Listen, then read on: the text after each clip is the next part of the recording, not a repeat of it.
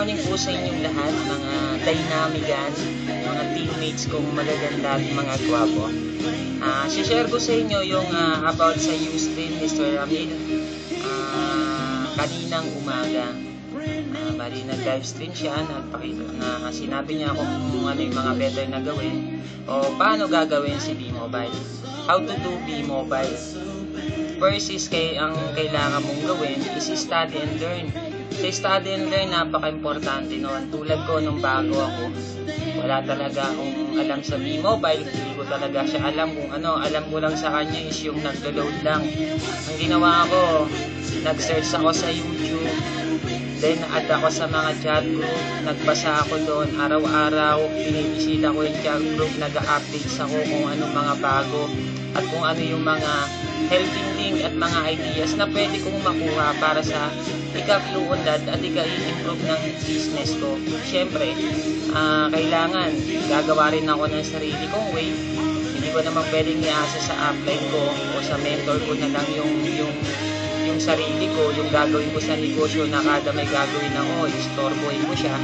Hindi naman siguro applicable yun. Kaya ang ginawa ko, nag-self-study ako. Napaka-importante noon. Nung una kong ginawa, napasali ako ng B-Mobile, walang nag-invite sa akin, walang nag-encourage sa akin, at lalong walang nagpaliwanag sa akin. Nakita ko lang sa YouTube to, pinag-aralan ko, napanood ko yung presentation ni Sir Piwi, and then tinapos ko siya, mahigit siguro 1 oras yon, and then pinanood ko yung ibang testimonial ng mga millionaires, and then yung mga proof of earnings, legalities ng kumpanya, inaral ko siya. Tapos pagkatapos nun, hindi pa ako nakontento doon, yung mga chat sa chat group, pag nakita ko kung ano yung naka-updates ko na bago, sinisave ko siya. And then importante sa lahat is yung magti-take note ka. Kung may nakita ako doon na question dati, kinakopy ko yung kasi ina-anticipate ko yung susunod na mangyayari. What if itanong sa akin to ng invites ko?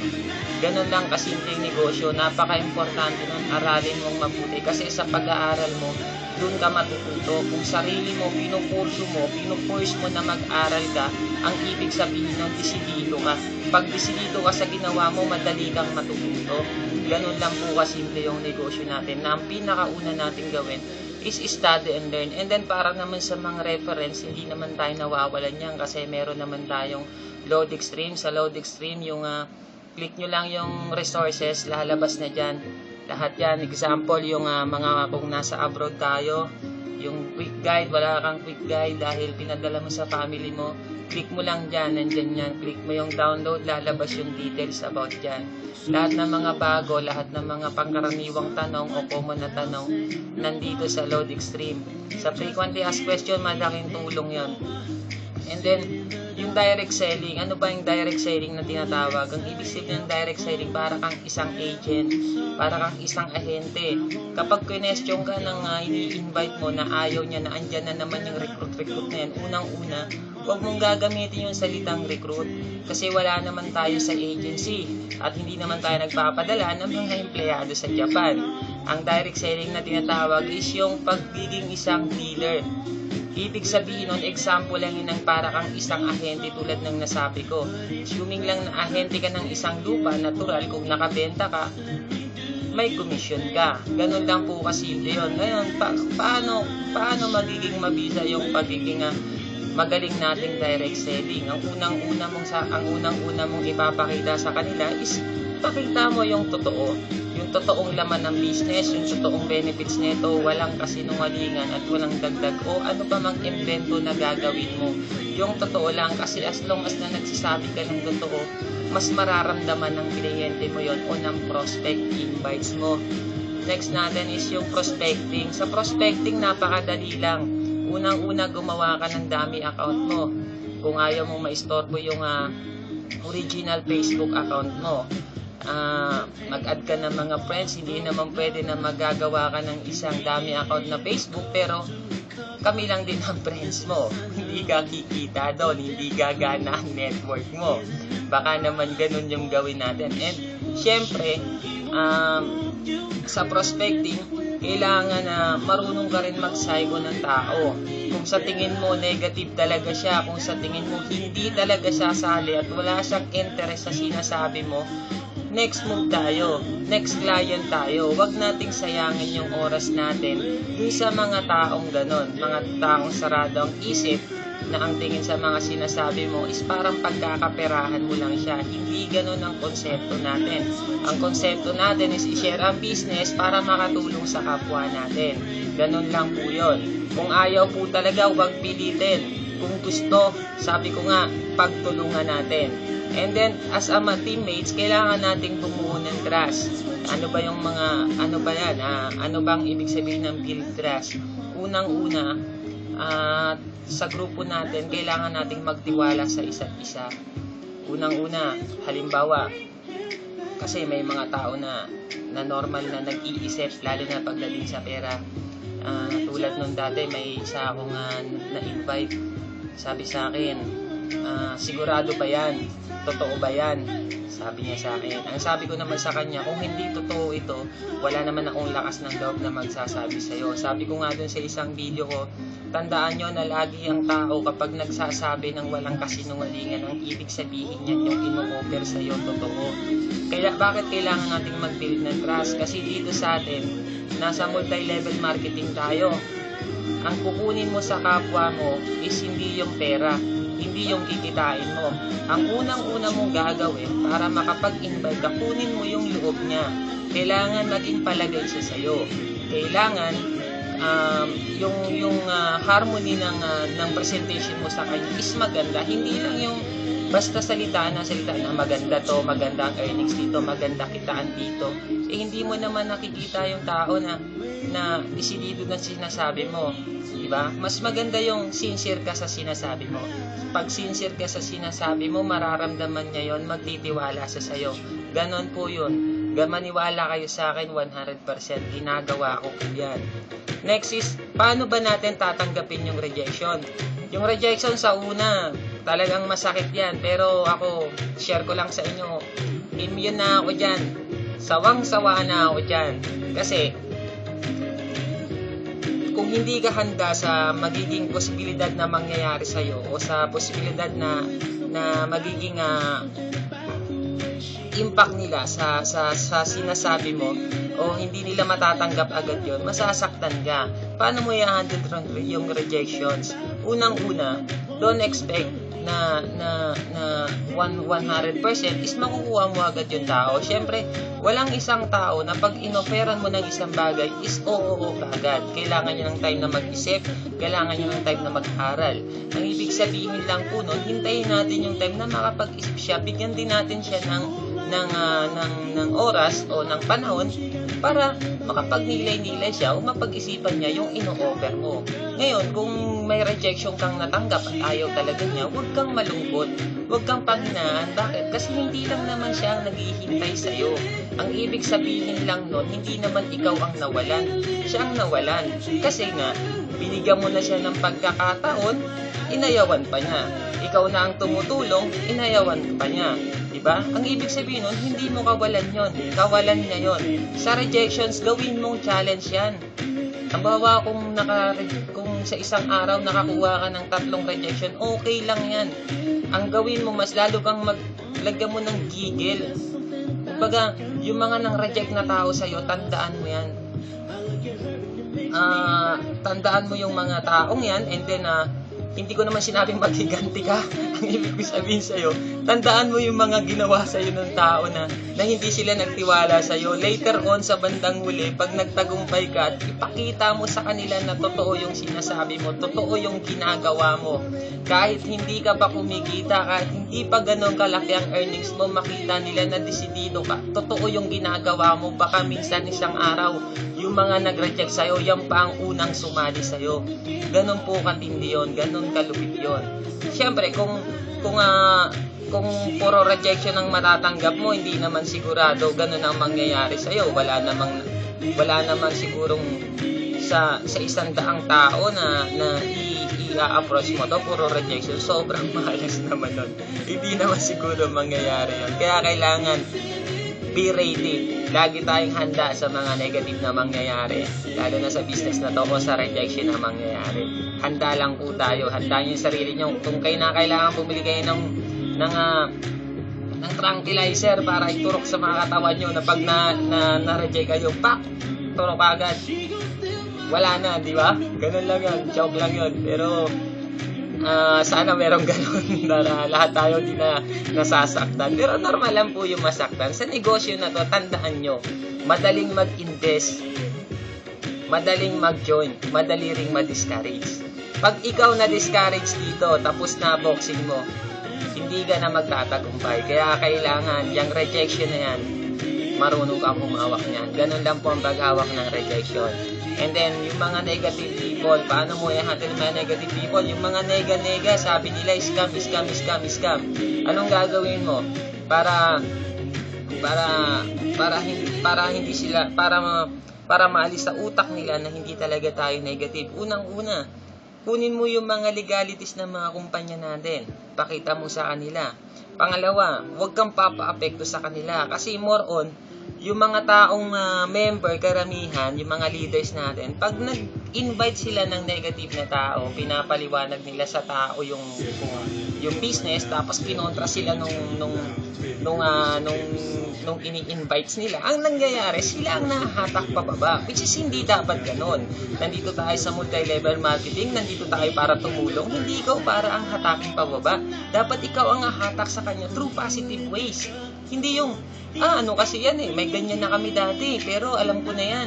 Ano yan yung dati, scam yan, illegal yan. Ikaw naman, nag-iisip ka, baka nga illegal to. Ang ibig sabihin nun, hindi buwang tiwala mo sa ginagawa mo. Para mahatak mo siya sa baba, dapat malakas yung paniniwala mo sa sarili mo. Dapat malakas yung pagtitiwala mo sa kumpanyang kinainiban mo o sa ginagawa mo.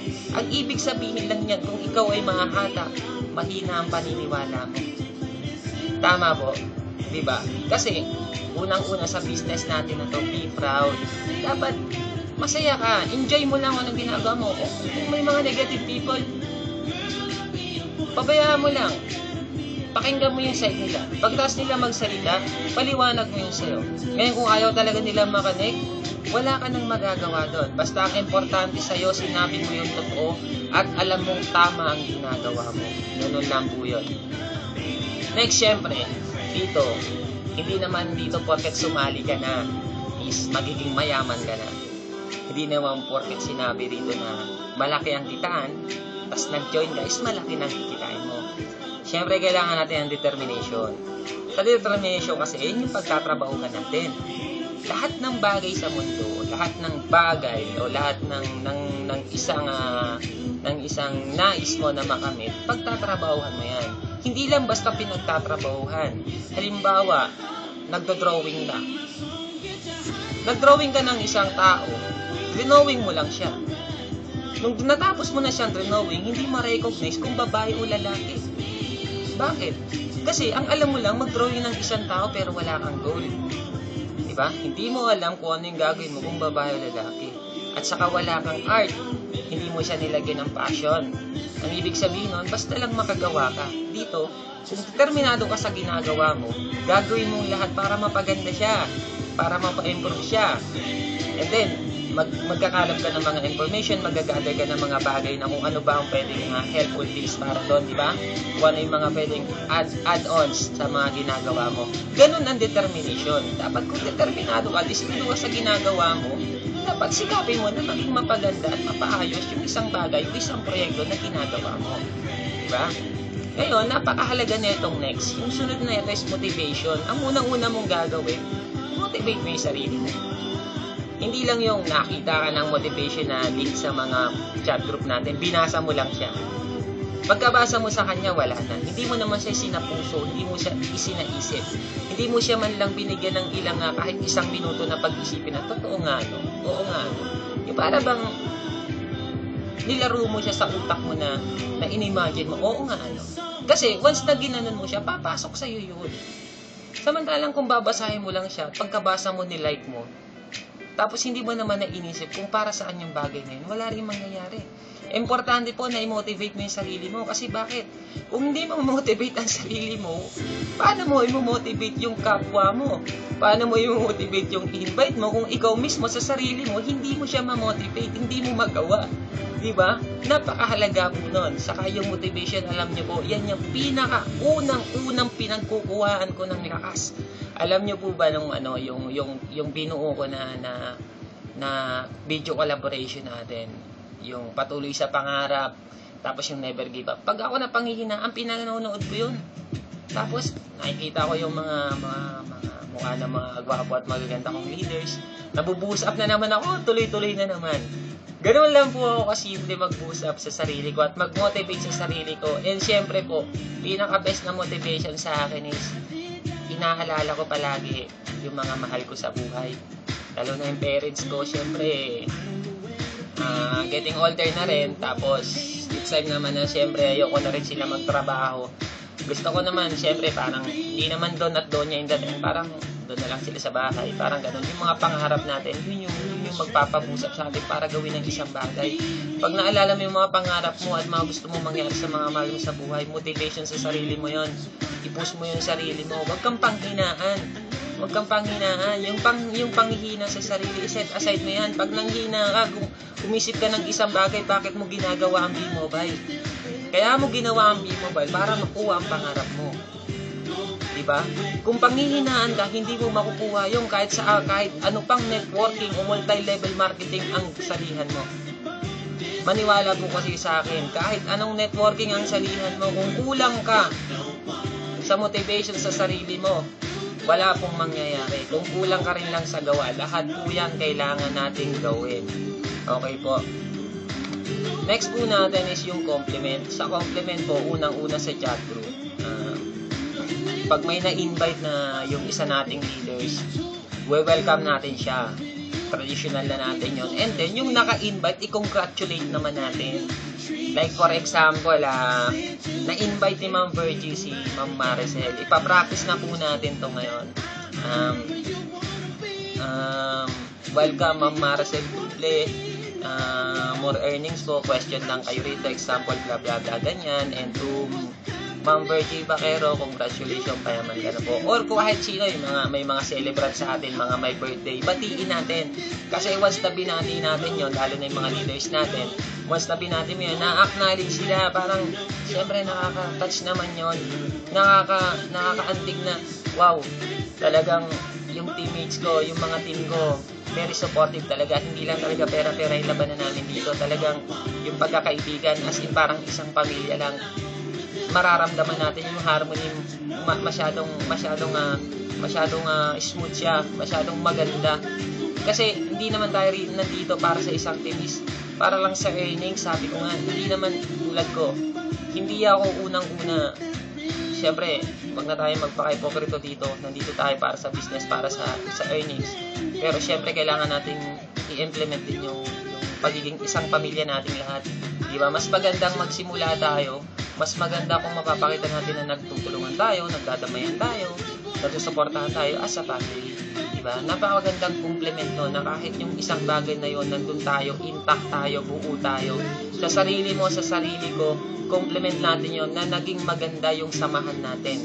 And then, pag maganda ang samahan natin, maganda ang suportahan, asahan mo. Very nakaka-overwhelm yon.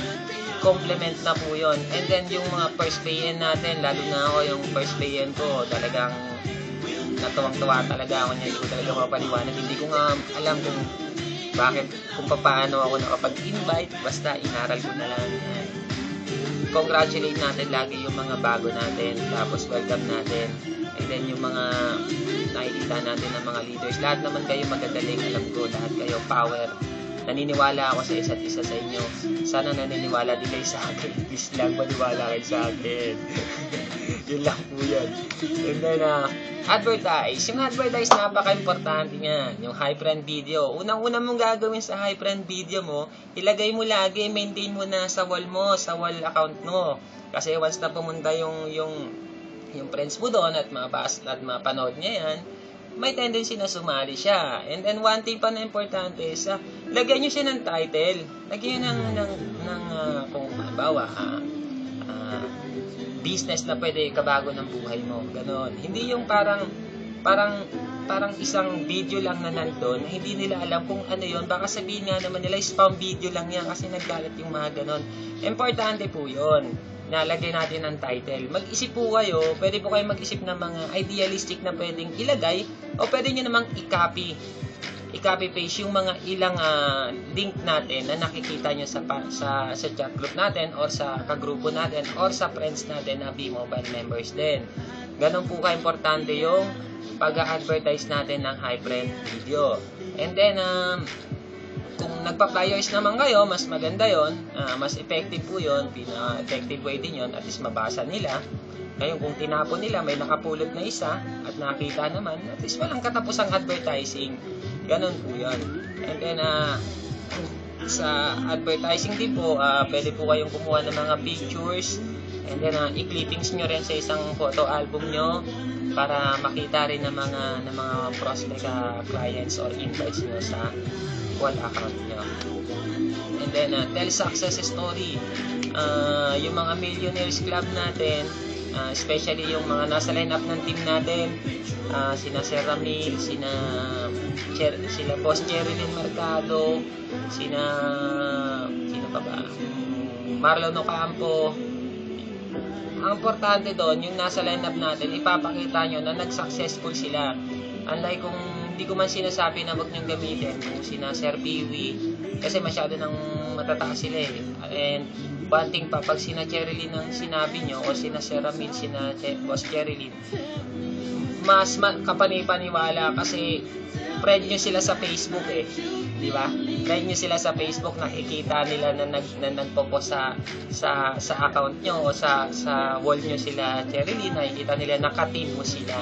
Ganun po yun. Kaya mas maganda siguro kung sila yung gagamitin natin. And then show results. Kung wala pa naman tayong resulta, pwede po nating ipakita yung earnings ng mga naging successful sa atin, tulad nila Boss Cherilyn sa kanila, Boss Ramil Asnar. Pero kung may resulta na kayo, halimbawa may earnings na kayong 1,500, 2,500, 3,000, mas magandang ipakita yon. Bakit? Sa pagpakita nyo noon, makikita nila na totoo yung ino-offer mo sa kanila, na totoo na kumita ka.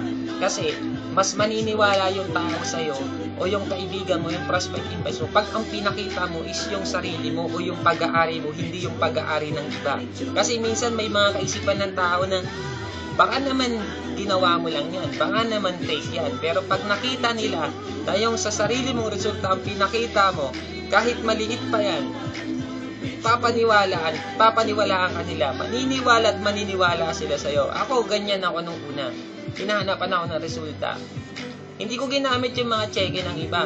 Ang pinakita ko yung may leaks account ko. Pinakita ko sa kanila, yan ang totoong account ko. Magkano lang ang kinita ako nun? Siguro nasa 7,000. Pinakita ko yan. Nung pinakita ko sa kanila, nakita nila yung account ko. Tinanong nila yung account ko, totoo ba yan? Baka naman gawa-gawa mo lang yan. Sabi ko sa kanila, hindi ako magaling na IT para gumawa ng ganito. Hindi ka makakapasok sa may leaks account na tulad nito kung wala ka namang registration sa B-Mobile. Kaya po, yun ang pinakita ko sa kanila. And okay naman kasi pinaniwalaan. Totoo naman talaga yung sinasabi ko. Basta sa negosyo na to, maging totoo lang tayo. Ganun lang po ba, importante yun. Maging totoo ka lang. Pakita mo kung ano yung resulta mo, huwag kang mahiya. Bakit? Lahat naman nagsimula sa maliit, walang nagsimula sa malaki. Ganun po yun. Yan, ito po yung mga cheque nila Sir Ramil. Yan, halimbawa, ito yung MyLeaks account natin. Kung nakapag-withdraw na kayo ng cheque, pwede nyo pong ilagay dyan through edit po yan. Yan, ipatong nyo dyan. Tapos, yung kung magpo-post kayo ng MyLeaks natin, pwede nyo siyang lagyan ng konting text. One sentence lang para makatch up agad ng makakita. And then, yung website account naman natin, sabi ko nga gagawa tayo. As of now, wala pa. Gamitin natin yung website ng Titans. okay lang naman yung kasi group naman natin sila at saka wala namang mga contact number doon. Kumbaga nandun lang yung mga about sa product, about sa videos, about sa company, yung mga legal documents natin. Nasa documents po ng chat group natin yan. Check nyo po doon, nandun po yun, nilagay ko po yun doon. And then, ito po yung sinasabi ko sa inyo. Ito po yung high friend video natin. Kapag po nilagay natin na ganyan lang, syempre ang iisipin nila, ano yan? Spam video ba yan? Hindi nila pagtutunan ng pansin yan. Samantalang kung lalagyan natin ng title, halimbawa, ito, warning, ang video na papapanood nyo ay magpapayaman sa inyo. Di ba? Very confusing siya. Very ano ba yun? Nakaka-curious. Ano ba yun? Bakit magpapayaman? Ano ba to? Panurin ko nga. Diba? Something na interesting agad yung dating. Diba? Yun ang mga ganong mga idea lang kailangan natin gawin. Diba? And then, syempre, yung mga once na may nag-reply sa inyo, yung mga link natin, yung mga notes, how be mobile works for OFW, kailangan nakasave na po sa inyo yan. I-save nyo yan para once nakasave na sa computer nyo yan, sa documents nyo, para once na nagtanong, paano ba ang pagsali dito? Isasend nyo na lang po sa kanila yon. Hindi na kayo mahirapan at mag-type na lang ng mag-type. Ganun po yung purpose ng chat group natin. At bakit kami nag-post ng mga bagay na mga ganon. Halimbawa, paano ako makakapagsimula sa B-Mobile? Di ba may mga ganon? I-copy lang po natin yun. Tapos save natin sa documents natin. Ganun lang po kasimple yung business na doon. Tapos pag may nagtanong, isend lang po natin. Hindi natin kailangan mag-type na mag-explain ng super duper na paliwanagan. Ganun lang po kasimple yung business natin. Mas easy, mas madali, mas payaman. Yan po yung Knights of the Titans. Tulad ko po, syempre, medyo marami na rin po rin kasi kung leaders. Napili rin na po ako na isa po ako sa mga Knights of the Titans. Bali nakita na rin po ako sila Boss Cherry Lynn saka sila Boss Ramil po ang nag-refer sa akin. Nilagay nila ako doon. Thank you din kasi diba, yun ang sinasabi ko sa inyo na compliment, diba? Parang wow, kahit na hindi naman ako masyado pang malaki ng kita, at least na-appreciate nila yung ginagawa ko, diba? And ito yung multiple accounts. Sa multiple accounts, kung gusto nyo magpayaman talaga kaagad, mas maganda talaga, mas pabor yung multiple accounts tulad ng TriPack o yung 7 accounts. Kasi once na mas marami kang account, mas malaki yung return ng income sa'yo. And then one thing pa is, kung di mag-work yung 40%, may 60% ka pa. Ganun po ka. Sa multiple accounts po, mas mabilis ang pagyaman, mas mabilis ang dating ng pera, mas malaki ang income. Ayan po yan. Ito po yung multiple account na sinasabi natin. Ito po yung 7 package. Ayan. Sa 7 package, ayan, ikaw to, gagawa ka ng Team A at Team B. Ayan, ikaw pa rin yan. May, sa both sides mo, may downline ka na kaagad na 2. Plus sa B mo, meron pa rin. So, all in all, ang earnings mo kaagad dyan is 20,000. So, sa 7 package pa lang na yan, may earnings ka na 20,000, pwede mo nang ipakita na ito yung earnings ko. Diba? Sa sarili mo pa lang account, kumita ka na. Sa TriPack naman, tanggalin lang natin tong 4. Yan. Ito, saka ito. 500 plus 500, 1.5 po kaagad ang kita mo sa TriPack package. Samantalang dito po, 20,000 po. Sorry, hindi po pala 20,000. 500, 1, 2, 3, 4, 5, 6, 3,000 yung direct referral mo. Tapos pairing dito, 1, 2, 3, 1, 5. Magkano na siya? So, 4, 5. Plus dito, may pairing ka pa dito, saka dito, 1,000, 6,500 po agad ang earnings nyo. Pwede mo na siyang ipakita. And then, possibility na pag nakakuha siya ng tag 10, halimbawa lang, kung may mga downline na kayo, sa pool po yan, bangga-bangga lang doon. Unlike sa isang fast track package natin, gagawa ka ng Team A at Team B mo. Ito yan, kailangan ba ng 40 na tao. Yan. Pero hindi ko sinasabi na mag 7 package po kayo. Hindi naman po tayo rito paramihan ng account. Paramihan po tayo ng magiging future downline o future members nyo. Hindi naman po porket sinabi na marami kang account is yayaman ka na, is malaki nang kikitain mo. Marami kang account, hindi ka naman kumikita, tatalunin ka pa din nito. Tatalunin ka pa rin ng tri-pack package o ng fast track package. Depende po yun sa tatrabahuhin nyo. Kung desidido kayo at gusto nyo talaga magpayaman, much better. Kung magaling ka, alam mong kaya mo talaga, desidido ka sa gagawin mo, pwede po yun sa 7 package. Pero depende pa rin po yun sa inyo. And then, more tips. Ano ba yung, saan ba natin makikita yung mga more tips na yan? Unang-una, syempre sa chat group. Marami kayong makikita niyan sa chat group. Mga advice, kung anong gagawin, kung paano i-handle yung rejection, nandun din, may mga codes tayo doon. And then, paano mo gagawing mas effective si B-Mobile. Tulad na itong ginagawa ko, sineshare ko lang sa inyo kung ano yung mga naiisip ko, yung ginagawa ko, o yung na-apply ko na. Ganun lang po yun. Kasi kaya po napaka-importante nung mag-update talaga sa chat group. Napaka-importante po na. Doon po tayo makakuha ng maraming tips kung paano natin gagawin si B-Mobile. Prospecting abroad, tulad natin, mga OFW tayo, unang-una, alamin muna kung anong status niya sa abroad. Hindi naman pwede na, porket abroad siya, banat lang tayo ng banat. Kailangan siyempre, alam mo rin kung ano yung status niya. Sa prospecting abroad, kaya nga po tayo may hybrid video, kahit nasa ang bansa man yan, pwede po nating send down ng video yan, ma-explain na sa kanya ng video yan. And then, pero hindi po tayo tinatawag na inquiries sa chat group, yung Team Brilliant po natin, pwede nyo pong i-add doon lahat ng mga prospect nyo sa abroad para makapag-browse sila doon at makita nila at makapagbigay sa kanila ng additional idea at info kung ano yung B-Mobile business. Importante po yun. And then, mentor your members. Tulad po ng ginagawa ko as a mentor nyo, lahat naman po tayo mentor eh. Kumbaga sa akin po, sinishare ko lang din kung ano yung pwede kong na-apply ko na magandang kinalabasang resulta. And then, i-guide nyo po yung mga leaders nyo, saka yung mga members nyo. Pag nagtanong po sila sa inyo, wag po kayong maiinis, wag po kayong mabibikon o magagalit.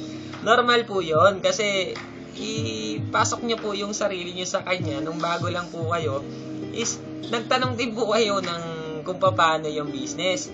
Pero sa akin po, nung ako, wala po kasi ako mapagtanungan nun eh. Kaya talagang inaral ko siya. Hindi ko naman sinasabi na magaling ako. Pero na magaling ako, hindi naman po ganun yun.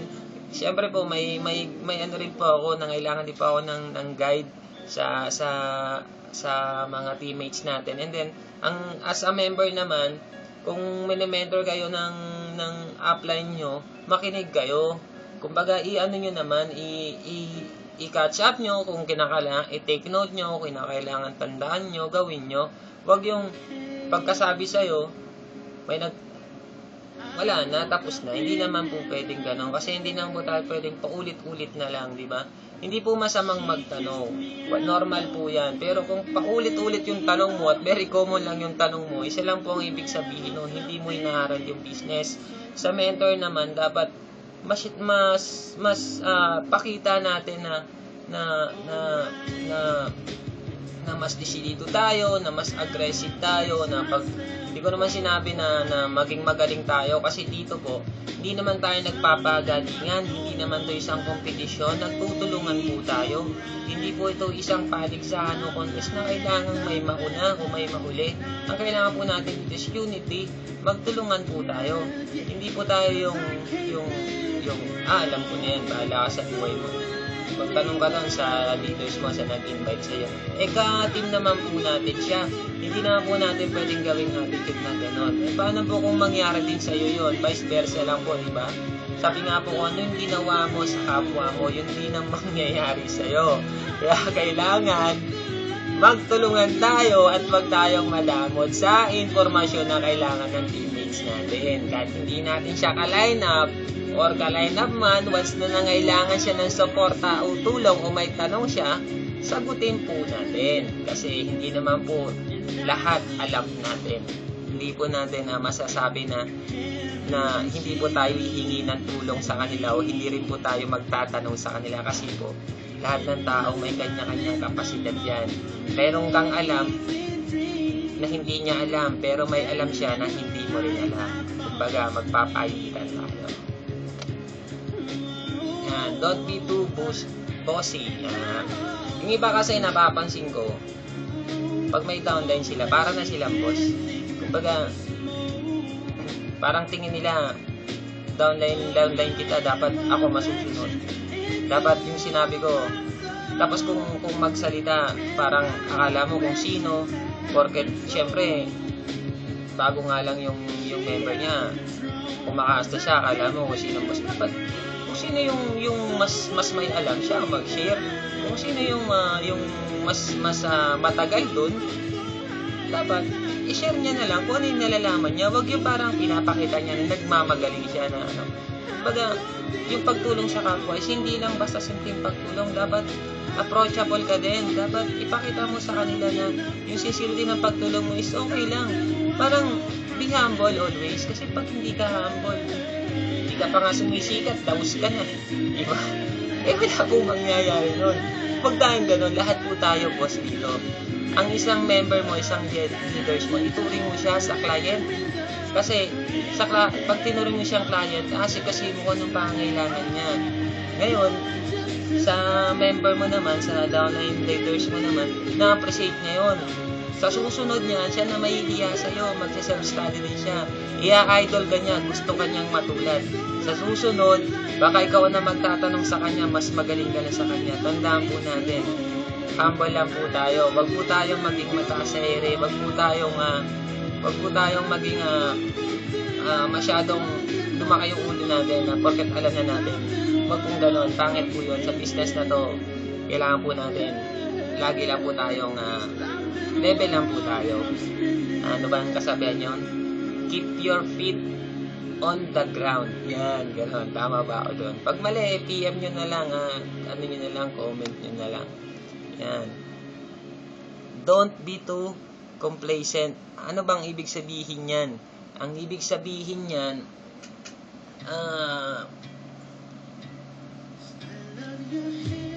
huwag kayong maiilang na mag-invite. Halimbawa, nakita nyo yung kaibigan nyo. Tapos, yung estado ng buhay niya, hindi mo masyadong kilala, sasabihin mo, hindi ko i-invite to. Wala namang 39882 eh.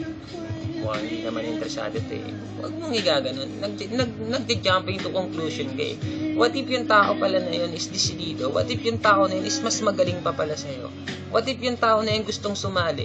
Pinabayaan mo na invite ng ibang tao? Sayang, di ba? Huwag kang mamimili.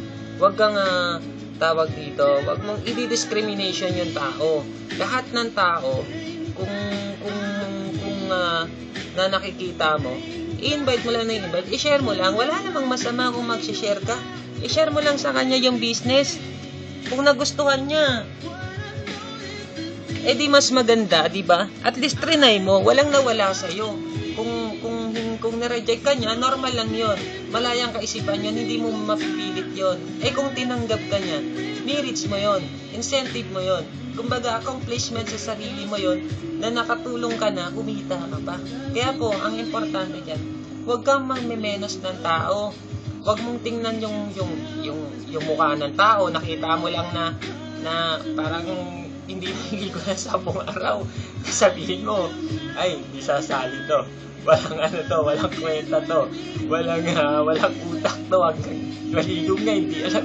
Malay mo naman, ganun talaga yung itsura niya, di ba? Hindi mo alam yung utak niya, punong-puno pala ng idea, di ba?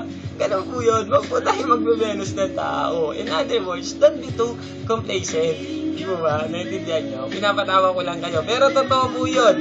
Wag na wag niyong i-judge ang tao dahil hindi mo alam yung magagawa niya. Wag mo siyang tingnan sa panlabas na anyo. Tingnan mo siya kung ano yung magagawa niya once na nag-usap kayo.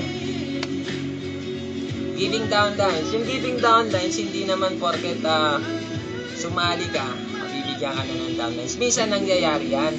Halimbawa sa akin, yung team A ko, and then Team B. Halimbawa yung Team B sa inyo, halimbawa yung Team B marami, tapos sa Team A ko konti pa lang, naka-invite ako, lalagyan ko ngayon yung Team A ko. Huwag kayong mag-iinanakit kung yung isa nalagyan ko, kasi hindi ko naman lahat malalagyan. Nagkataon lang na doon ko dapat ilagay yun, pero hindi ko pinili yun, hindi paborito yun na lagyan ng downline. And then, ang ibig sabihin niya, yung giving downlines, hindi siya magandang i-practice. Kasi, once na binigyan mo siya ng binigyan ng downlines, hindi nakikilos yan, hindi na siya magtatrabaho. Eh, di ba kaya ka nga sumali para kumita? Eh, paano ka kikita kung binibigyan mo siya ng downlines? Paano siya kikita? Paano din kikita yung leaders mo kung binibigyan mo siya ng downline? Tinuturuan mo siyang maging tamad. Diba? Hindi masamang magbigay ng downline. Okay lang yan. Pero dapat, ibabalance mo din. I-balance mo yung team A mo, i-balance mo yung team B mo. I-balance mo din yung paglalagay ng mga downlines. Halimbawa, kung marami na sa A, sa B ka naman maglagay. Diba? Kung parehas na sila, kung magka-level sila, hanapin mo kung sino yung nangangailangan ng downlines na matutulungan mo. Ganun lang yan. Pero, not always na magbibigay ng downline. Okay po? Add friends. Yan, sa mga Facebook natin. Especially may mga dami accounts. Add lang kayo ng add para ma-block kayo tulad sa akin. Hindi. Joke lang yon. Kasi, nung bago lang ako, add ako ng friends. Na-block ako noon, naban ako sa Facebook kasi na-over-add ako. Ang dapat palang gawin, 10 lang everyday. Ganon lang po yun. And then, ang gawin nyo naman, pag nag-add friends kayo, doon na lang sa dami nyo para hindi na bablock yung original o yung madalas yung ginagamit na Facebook account. Pag mag-add po kayo sa Facebook, 10 friends lang po. Minimum in 1 day, and be sure na i-accept ka nila kasi po kung marami ka na ring pending, mababan po yung Facebook account mo temporarily. Minsan 5 days kang di makaka-open, pag sinerte 1 week pa. Nangyari po sa akin yan, ganun po yan. Sa dami account po, mag-add po kayo. Inviting prospect, yan, napaka-importante yan. Inviting prospect. Sa pag-invite ng prospect, kailangan na ibibigay niyo yung mga documents, send niyo yung high friend video, and then papakita niyo, ipapaprove niyo yung mga legalities natin. Pag-invite ng prospect, invite lang ng invite. Wag yung preno, wag yung bukas na lang, saka na lang to. Tulog na lang muna.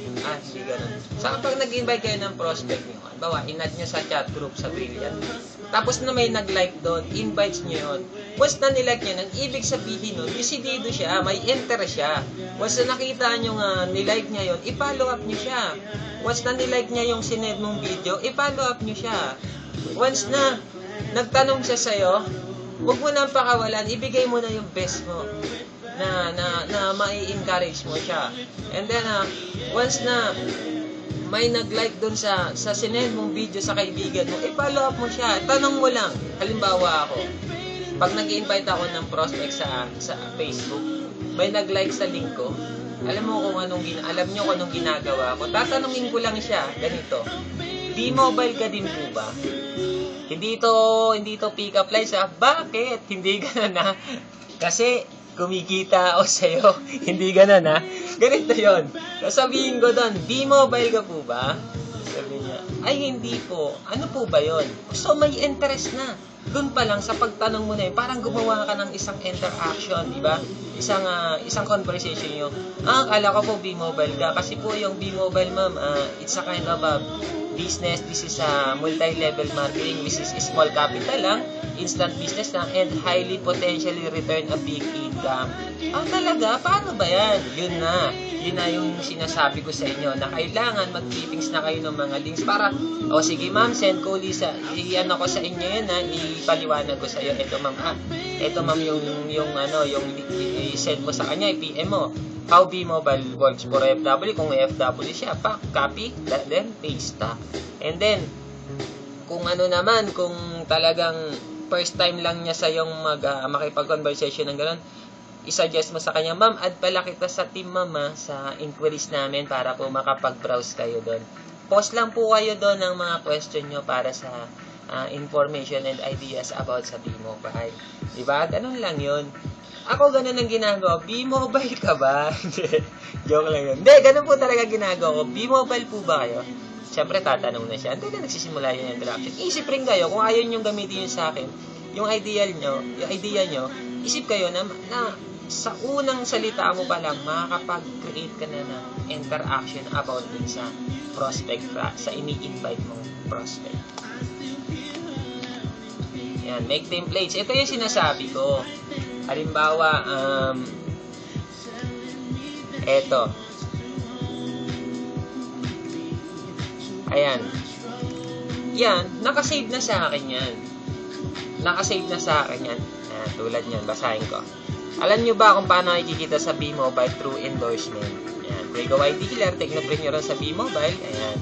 Ang gagawin ko dyan, pag may nagtanong sa akin kung paano ang kitaan, itatapy ko lang yan. Ayan. And then, close ko siya. Pupunta ako dun sa Facebook ko. Ayan. Punta ako sa Facebook ko. Halimbawa, ito yung nagano sa akin. Ayan. Punta lang ako sa wall niya. I-paste ko siya. Wala nang masyadong paliwanagan. Ganun. Kailangan pa pala ng ano. Minsan hindi na lumalabas to. Ngayon lang lumabas to. Ayan. Nakaano na kaagad siya. Nakapost na kaagad siya, di ba? Ganun lang po kasimple yun. Ganun lang po kadali yun. Ganun ka-importante yung templates natin. And then, be true and real. Sabi ko nga, magpakilala kayo. Magpakilala, magpakatotoo lang kayo. Sabihin nyo kung ano yung totoo. Pag hinanapan ka ng earnings at wala pang earnings na nagsisimula ka, sabihin mo, magkakaroon din ako soon. Siyempre, nagsisimula pa lang ako. Kung sasabihin ko naman sa'yo na sa isang araw nakuha 100,000 ako, hindi ka naman maniniwala sa akin, di ba? Kaya ako, nandito sa'yo, in-offer ko sa'yo isang totoong business kasi totoo lang ako. Ayaw ko magsinungaling sa'yo. Gusto ko lang magpakatotoo. At sabihin nyo rin kung ano yung totoong laman ng business. Huwag nyong dadagdagan, huwag nyong babawasan. Yan, Bali 1 versus advertising. Yung Bali 1, yan yung mga nakikita natin, cheque. Okay lang yan, mabaliw-baliw tayo dyan. Ako, hindi man masyado nababaliw-baliw sa ganyan. Advertising, yan yung mga high-brand video natin. Clippings kayo ng mga cheque nila. Kung gusto nyo magpakita ng mga proof of earnings nila. Kung gusto nyo yung MyLeaks account nyo, i-print screen nyo, tapos paint nyo, pakita nyo sa kanila. Kaya lang po yan. Ayan, Team Titans benefits. Pag may sumali sa inyo, pakita nyo, sabihin nyo sa kanila kung anong benefits sa Team Titans. Unang sa Team Dynamic, unang-una yung high-brand video natin, libre na yon. Pangalawa, yung supporta natin, yung harmony natin, yung samahan natin. Yan yung mga benefits natin. And then, siyempre, ang mga members dun sa Dynamic, mga gwapo sa mga ganda, joke lang, huwag nila sabihin nyo. Gano'n, di ba? Mga malulupit. Hindi, unang-una po, sabihin nyo yung kagandahan kasi ang pagsali sa ganitong klaseng business, kailangan maganda rin yung grupo. Yung grupo ba nasasalihan niya is supported ba yung mga tao doon? May mga sapat ba ang kaalaman yung mga taong makakagrupo niya? Ano ba yung makukuha niya sa grupo na yon? Siyempre, kailangan may benefits. Unang-una, yung benefits natin, yung high-brand video. Yan. Ito yung requirements of requesting booms. Kailangan daw 2 to 3 members. Focus ko na lang po yan. Yan. Love, trust, and respect. Kapag ginawa mo to sa kapwa mo members, hindi po sinabi na yung love is magmahala na magsyota. Ibig sabihin po ng love is sincerity. Hindi po yung gano'n, ha? And then, pwede rin kung mga single kayo, pwede yan. Walang problema dyan. Give this to B-Mobile and your members and they will give you more. Kapag nirespeto mo yung isang leaders mo, yung downline leaders mo, yung members mo, irerespeto ka rin yan. Kapag nagtiwala ka sa kanya, magtitiwala rin yan. Kapag minahal mo ang team mo, ang chat group mo, at pinaglaban mo ang kumpanyang kinaaniban mo, maganda ang balik sa inyo. Ang ibig sabihin yan, matuto ka nga maging proud kay B-Mobile. Kailangan proud ka kay B-Mobile. Diba? Paano mo may endorse na maganda si B-Mobile kung nahihiya ka? Ano yung business mo? B-Mobile. Diba parang ano yung business mo? B-Mobile ako. Diba? Ganon dapat. Hindi yung B-Mobile lang eh. Ano daw yun eh? Maganda naman daw yun eh. Pero, rin. Yung mga ganong salita, eh, parang pabulong lang eh. Pag tinanong, ano yung business na yan? B-Mobile. Malupit to. Talagang maganda ang kitaan dito. Di ba? Ganon tayo. Ganon natin ubus yan. Love, trust, and respect. Pag ginawa natin yan sa isa't isa, ginawa mo sa company yan, maganda ang resulta mo. Learn to present. Yung mga nakaraang rejection natin, dapat na-handle mo na yon, na-experience mo na yon, dapat ngayong kasalukuyan, alam mo na paano mo siya hawakan, di ba? Pag na-encounter mo yun, wala, panis na sa akin yun. Alam mo na, di ba? Learn to present. Kalimutan mo na yung nakaraan. Kalimutan mo na yung dati, yung mga rejection, yung mga ganyan. Kalimutan mo na yun. Importante, ngayon, na-reject ka kahapon, tomorrow is another day. Di mo ba? And then, sa panibagong pagsimula ng bukas, may bago ka na namang matututunan. Yung matututunan mo ng kinabukasan na yun, i-apply mo ulit na yun. Ganun lang po. Diba? Sabi nga, yung buhay daw parang gulong. Diba? Iyan mo na yung kagabi nandun ka sa ilalim. Ngayon naman nasa iba mo ka na. Wala kang ibang ibig sabihin doon. Huwag kayo mag-isip ng iba. Ang ibig mo lang sabihin doon is yung parang wheel of fortune. Yung gulong ng palad. Yan. Kalimutan na yung dati. Mabuhay tayo sa kasalukuyan. Okay? So, hanggang dyan lang. Yan lang naman yung na-discuss niyan. Ngayon, kung may naiisip kayo na pwede nyong maitagtag dyan, i-write nyo lang sa comment. Lalo na si Ma'am Eds, alam ko, in-invite ko siya kanina.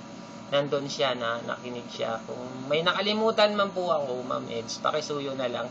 I-ano nyo na lang po din. I-write nyo na lang din po sa comment. Okay po. Sana po mabasa nyo to. Mabasa.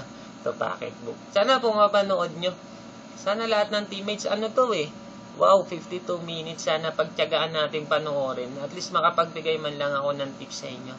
Okay. Anyway, salamat po. Maraming salamat. Happy B-Mobile po sa lahat. More earnings. Tuloy-tuloy lang. Power. Talagang ang sumuko, pangit. Hindi, joke lang. Ang sumuko, wala makukuha dyan. Huwag kang susuko. Fight. Kaya natin to. Diba? Pagsama-sama, malakas ang power. Parang EDSA yan. Diba? Okay. Ingat po kayong lahat. Lalo na yung mga kabayan ko na nasa work abroad o nasa Pilipinas man. Ingat po. God bless po sa inyong lahat. Kung may mga tanong po kayo, message nyo lang po ako. Kung hindi ko man po pala nasasagot agad yung mga sagot nyo, tao lang po ako, hindi ko rin naman minsan alam yun, sinesearch ko lang din. Pakihintay na lang po. Sige po. Salamat po ulit. Salamat po. Bye bye.